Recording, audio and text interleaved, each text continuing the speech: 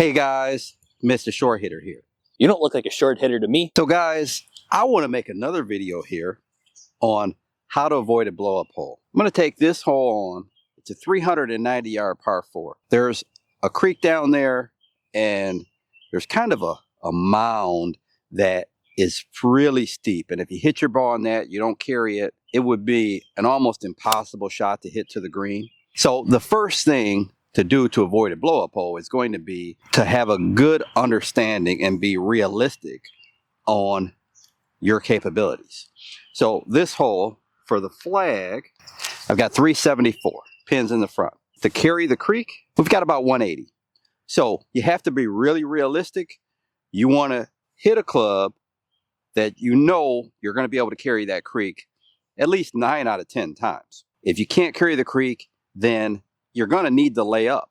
I see so many players that'll try to carry a creek that they can only carry 4 out of 10 times and then wonder why they're having blow-up holes. So if we go well to the right, there's a pond over there, but that's 50 yards to the right. So if you can get the ball in an area that's 60 yards wide and you could carry it at least 180, 9 out of 10 times, this is a hole that you're going to want to hit driver on and give yourself a chance to get to this green.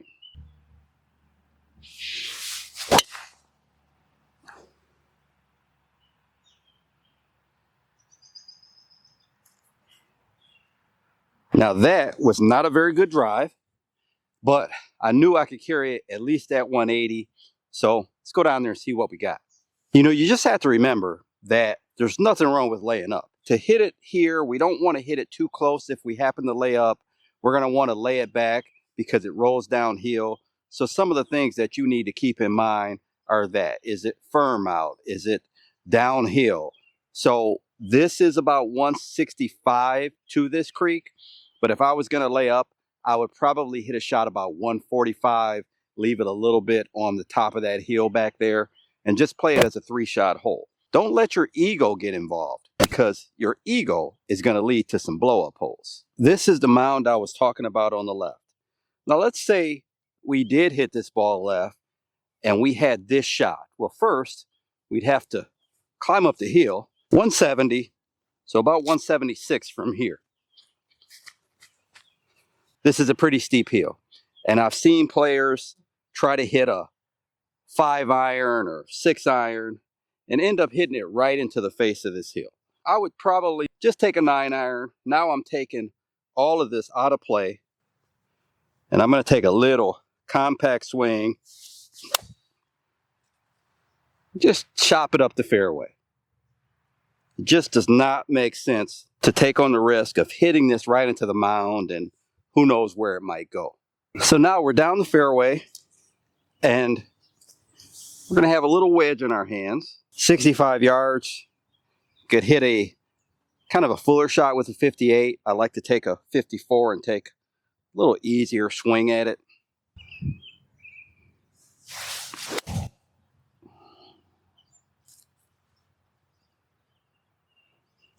A little short there. Not a very good wedge there, but as we can see, it's still not a blow-up hole. Guys, this looked like the pin was a little further back. Isn't a bad shot at all. Little left to right up the hill. Wet greens will give it a little bit extra, but I'm not one that likes to really ram putts.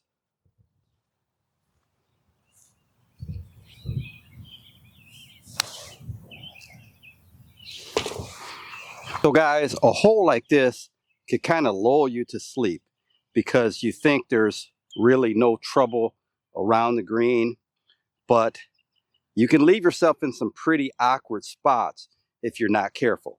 Now this is a front pin, so we don't have to worry about the spot I'm about to show you, but if the pin was in the back, it'd be something we had to think about.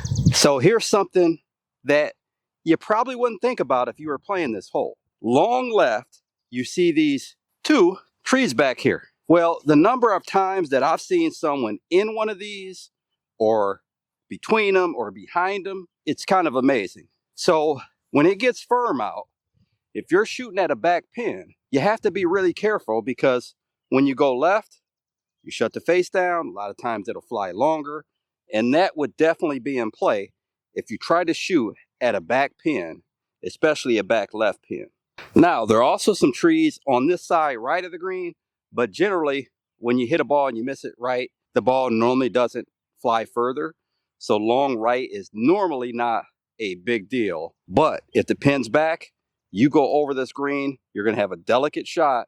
And a lot of times blow up holes are caused by trying to get cute with a little flop shot and end up leaving it short. And now you chip it on and you 2-putt or 3-putt, and now you made a triple. So with all that being said, this pin is front left. So front left, we're gonna not wanna miss it left of the green, because that'll leave us very little green to work with. If we do somehow miss it left of the green, then we just have to take our medicine, pitch it on, and 2-putt. We don't wanna try to get cute if we miss it left. If we miss it right, we have a lot more room to deal with. And if we miss it short, we have an easy little pitch, putt. We have plenty of green to work with. So our miss is in this area.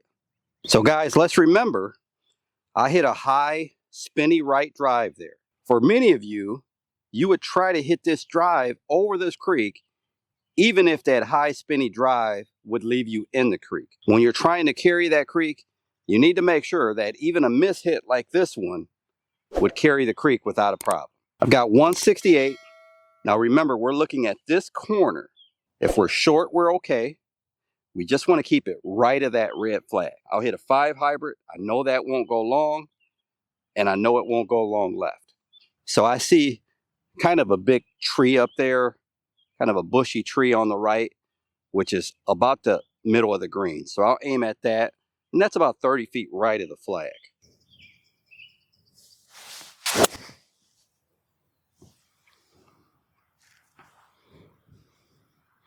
Okay, I think I pushed it a little further right.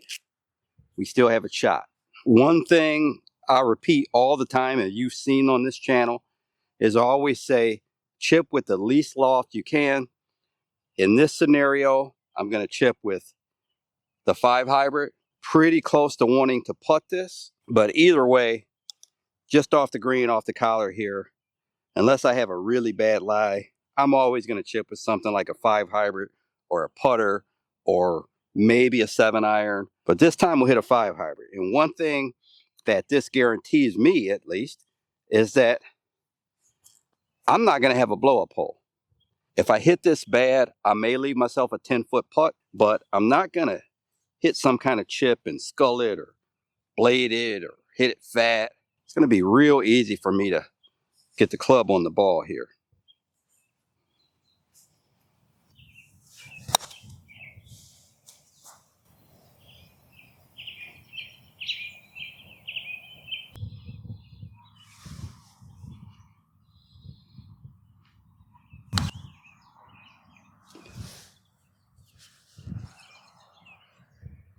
Still not a blow up hole.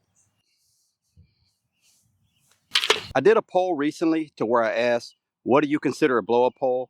And so many people said a double bogey. You have to be a heck of a golfer for a double bogey to be a blow up hole. I do not consider a double bogey a blow up hole. I just consider it a bad hole. All right there, guys. I hope you enjoyed the video. I hope something in this video helps you avoid blow up holes, no matter how difficult the hole is. If you use bad strategy, you can find a way to blow up. So I hope you enjoyed the video. And if you did enjoy the video, like, comment, subscribe. Until next time, Mr. Short Hitter, out. 5 holes to go, just play 13.